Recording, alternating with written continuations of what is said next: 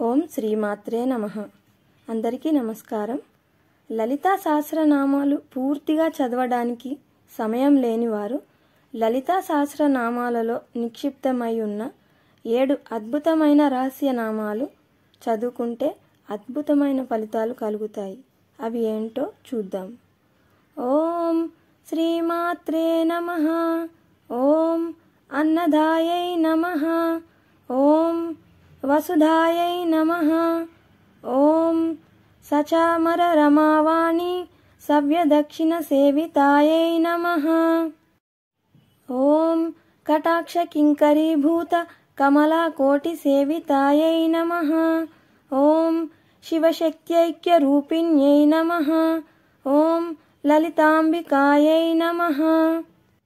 ఇలా ఈ 7 నామాలు చదువుకుంటే సహస్రనామాలు పూర్తిగా చదివిన పుణ్యం లభిస్తుంది.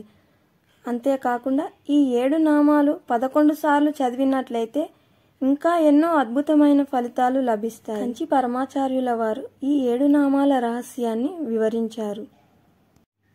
ఈ 7 నామాలు చదువుకుంటే లలితా సహస్రనామాలు పూర్తిగా చదివిన పుణ్యం లభిస్తుందని కంచి పరమాచార్యుల వారు చెప్పారు. అందుకని ఎవరైనా సమయం లేనివారు ఇలా ఈ 7 రహస్య అద్భుతమైన నామాలను చదువుకుంటే ఎంతో మంచిది.